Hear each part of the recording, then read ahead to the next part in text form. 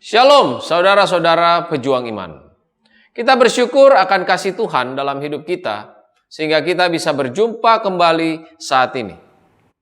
Saudara-saudara, renungan kita hari ini adalah persiapan bagaimana menghadapi penganiayaan karena iman.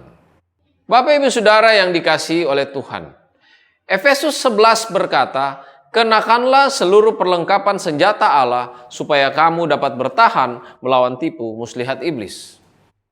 Pada tahun 1980-an, salah satu rekan kerja SALT Indonesia mengunjungi Pendeta Tu di Vietnam. Pendeta Tu merupakan pemimpin dari jaringan gereja rumah yang memiliki pertumbuhan tercepat saat itu. Pendeta Tu kemudian mendapatkan informasi dari salah satu anggota gereja rumahnya kalau pihak yang berwajib telah memberikan ancaman untuk memenjarakannya. Pendeta Tu kemudian berkata kepada rekan kami, "Saya tahu ini akan datang. Saya telah mempersiapkan jemaat saya tentang hukuman penjara saya. Dan saya sudah siap untuk dipenjara." Selang beberapa waktu tak lama setelah itu, Pendeta Tu memang dipenjara selama 3 tahun. Ketika dia dibebaskan, dia menemukan jaringan gereja rumahnya telah mengalami 300% pertumbuhan selama ketidakhadirannya. Rekan kami bahkan menerima sebuah kartu ucapan Natal darinya pada tahun berikutnya, yang di dalamnya bertuliskan, "Tuhan secara luar biasa telah menambahkan sebanyak 20.203 jiwa lagi di gereja kami pada tahun ini." Haleluya! Pendeta itu kemudian menguraikan kepada rekan kerja kami tentang 3 bidang persiapan untuk bagaimana menghadapi badai yang akan datang. Yang pertama, secara intelektual, dia berkata, "Saya tahu ini akan datang."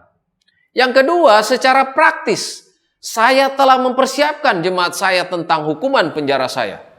Dan yang ketiga, secara spiritual, "Saya sudah siap untuk dipenjara."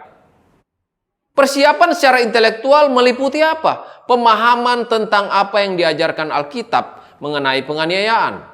Pemahaman tentang tujuan Allah di tengah-tengah penganiayaan. Kemudian persiapan secara praktis meliputi apa? Mempraktekkan apa yang boleh dan tidak boleh agar tidak mengundang penganiayaan yang tidak perlu. Atau mengetahui program dan format apa saja yang harus dikerjakan supaya gereja dapat secara terus-menerus menjalankan fungsinya di bawah tekanan dan penganiayaan. Bahkan mengetahui hak-hak kita sebagai warga negara. Kemudian persiapan secara spiritual meliputi bagaimana terlibat di dalam kegiatan-kegiatan yang menekankan pentingnya berperang dalam peperangan roh. Mari kita responi renungan ini dengan berkata, "Hari ini saya akan mempersiapkan diri secara intelektual, secara praktis, dan secara spiritual untuk menghadapi setiap badai yang akan datang." Amin. Mari kita satu di dalam doa. Pujian dan syukur kami naikkan kepadamu Tuhan, di hari ini kami bisa merenungkan firman Tuhan dan bahkan bisa mendengarkan kesaksian dari saudara-saudara seiman di Vietnam. Biarlah ini menjadi penguatan bagi setiap kami agar supaya kami tetap teguh berdiri di tengah badai, berjalan dengan Tuhan sebagai pejuang iman. Demi nama Tuhan Yesus Kristus, haleluya, amin. Tuhan Yesus memberkati.